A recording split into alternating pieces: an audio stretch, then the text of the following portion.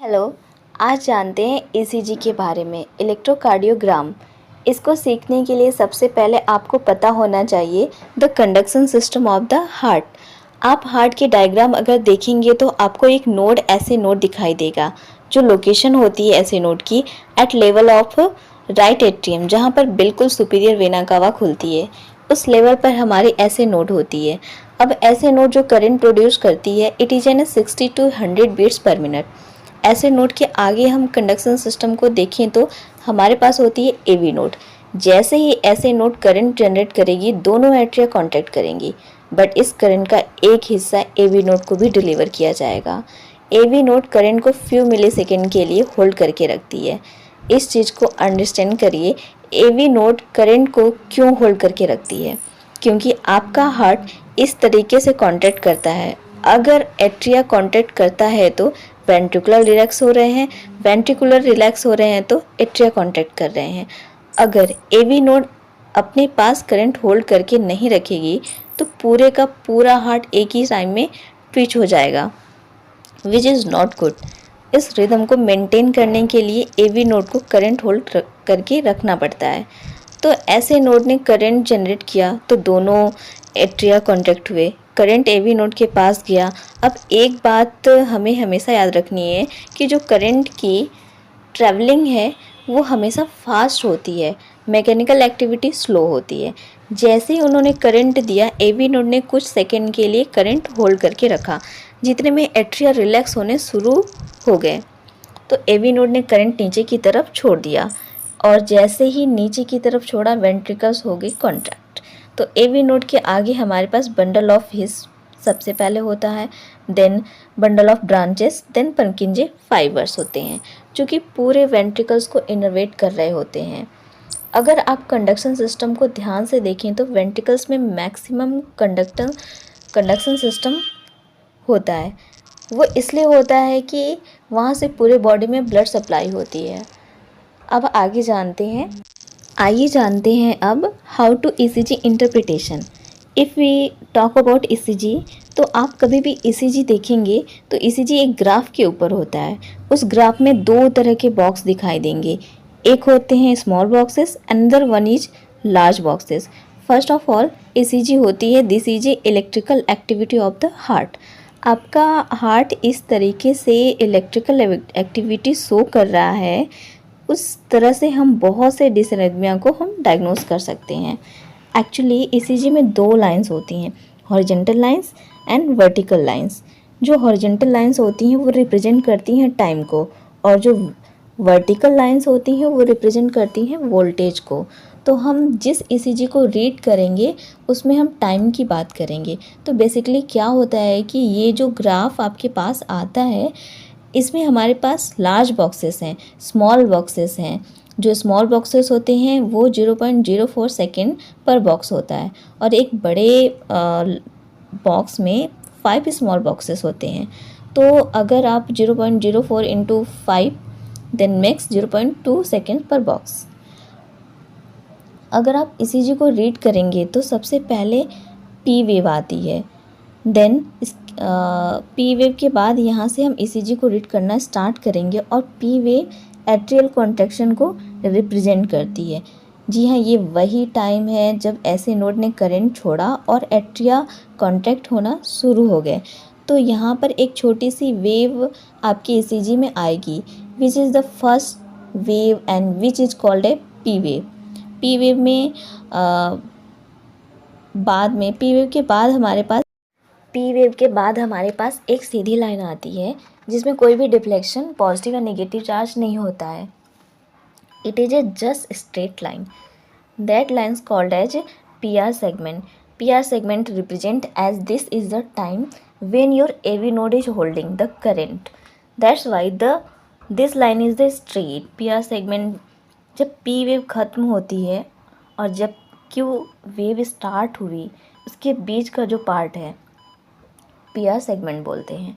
But एक और चीज़ होती है जिसको हम बोलते हैं PR interval. Basically PR interval start होती है फ्रॉम द P वेव, और ये कहाँ तक जाता है जहाँ से QR सेगमेंट स्टार्ट हो रहा है। नेक्स्ट वेव जो आपके ग्राफ में दिखाई देगी दैट इज क्यूआरएस कम्प्लेक्स। जो क्यूआरएस कम्प्लेक्स है बेसिकली वो रिप्रेजेंट करता है वेंट्रिकल्स की कॉन्ट्रैक्शन को।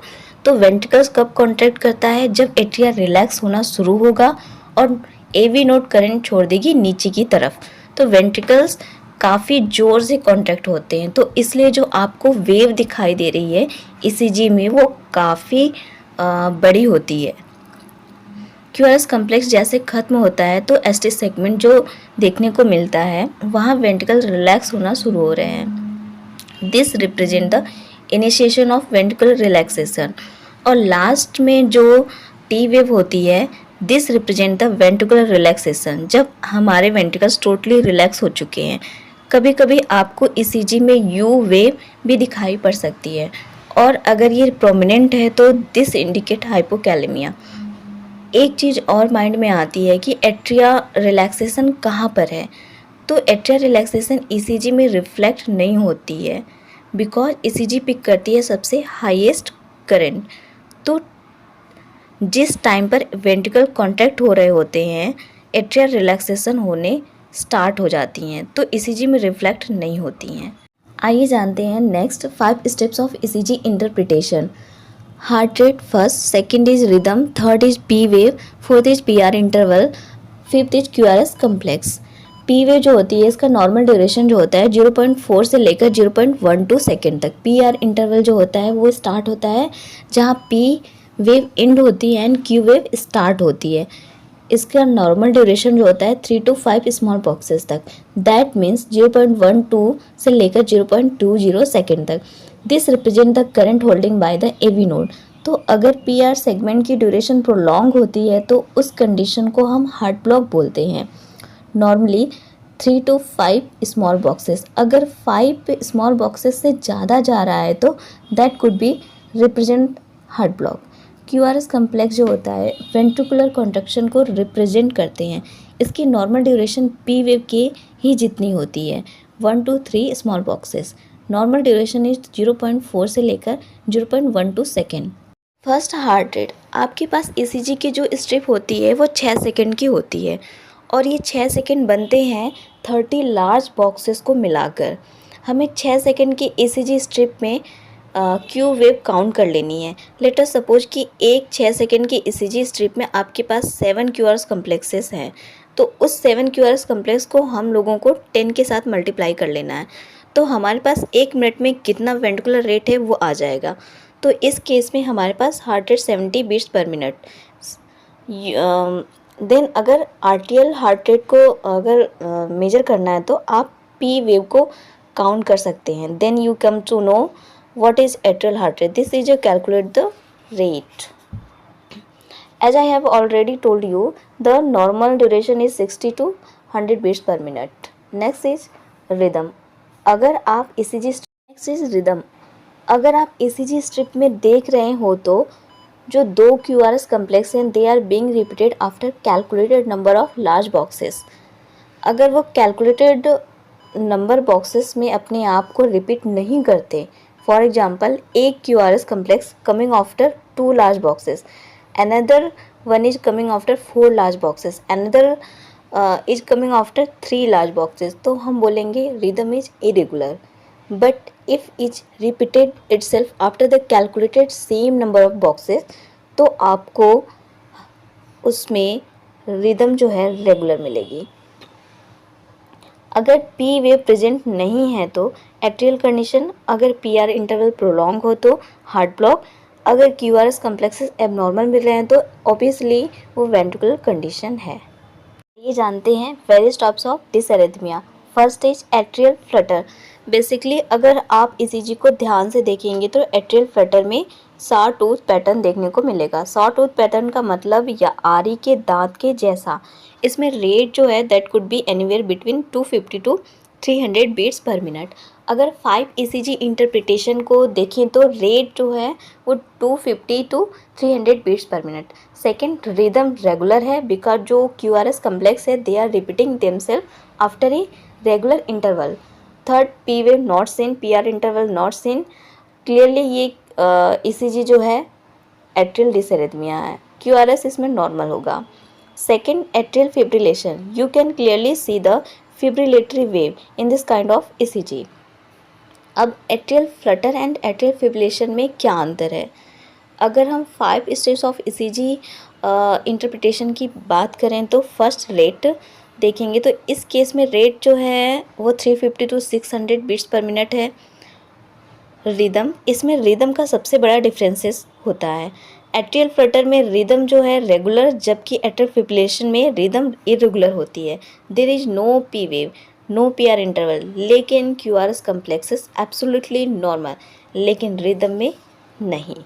Next is ventricular tachycardia. इसमें जो वेव होती है टॉम स्टोन लाइक जैसा दिखाई पड़ती है। ये एक इमरजेंसी कंडीशन है क्योंकि इसमें कार्डियक आउटपुट मेंटेन करना मुश्किल हो जाता है, जिससे मल्टी ऑर्गन फेल्योर का खतरा बन जाता है। इसमें heart rate 100 to 250 beats per minute होती है। आपको इसमें कोई भी वेव दिखाई नहीं दे रही होगी।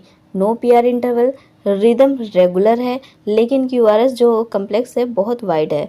दे आर मोर देन 0.12 सेकेंड, तो 3 स्मॉल बॉक्सेस से ज़्यादा है, तो काफ़ी बिजारे सा लुक इसमें देखने को मिलता है।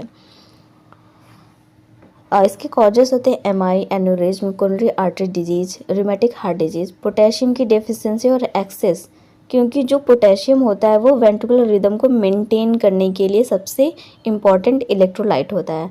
यदि आपके पेशेंट को हाइपोकैलेमिया या हाइपरकैलेमिया में से कुछ भी हो रहा है तो वेंट्रिकुलर टैकीकार्डिया में पेशेंट जा सकता है। यह 2 तरह का होता है, with pulse and without pulse. अगर ये विथ पल्स है तो हमें पेशेंट को कार्डियोवर्जन में करना पड़ेगा। अगर विदाउट पल्स है तो इमीडिएटली डिफिब। अगर इसको कंट्रोल नहीं करते तो it could be lead to ventricular fibrillation. Next is ventricular fibrillation. Rate, no P wave, there is no PR segment, there is no QRS complex, only a fibrillatory wave, और ये life threatening होती है। इसमें कुछ pulse या pulseless का issue नहीं होता है। आपने जैसे ही देखा इसको, you have to do defibrillate your patient immediately. Next is AV block. ये 3 टाइप्स के होते हैं, first degree, second degree and third degree. ECG को PR इंटरवल में देखने पर PR interval it is represent the current holding by the AV node. तो PR interval जो है स्ट्रेट लाइन में रिप्रेजेंट होता है। अगर PR इंटरवल का नॉर्मल ड्यूरेशन देखें तो 3 to 5 स्मॉल बॉक्सेस। अगर इसका इंटरवल इंक्रीज हो जाए तो if it is more than 0.1 large boxes और मोर देन 5 स्मॉल बॉक्सेस, तो इस चीज़ को हम हार्ट ब्लॉक कहते हैं। फर्स्ट डिग्री हार्ट ब्लॉक की बात करें तो इसमें जो रेट होता है वो 60 to 100 बीट्स पर मिनट रहेगा। PR इंटरवल आपको प्रोलॉन्ग हो जाएगा, it will be more than 0.20 second because AV node is holding current more than the intended duration. QRS complexes normal होते हैं, रिदम भी नॉर्मल होता है, PR इंटरवल प्रोलॉन्ग मिलेगा। Second degree heart block, P wave दिखाई देगी, बीच बीच में QRS complex mix होना स्टार्ट हो जाएगा। एट्रियल रिदम नॉर्मल होगा, वेंट्रिकुलर रिदम इरेगुलर होगा, then PR interval progressively become larger. Third degree heart block, QRS wave बहुत ज़्यादा डिसअपियर होना शुरू हो जाएगी। इसमें P वेव ही बस आपको दिखाई देगी।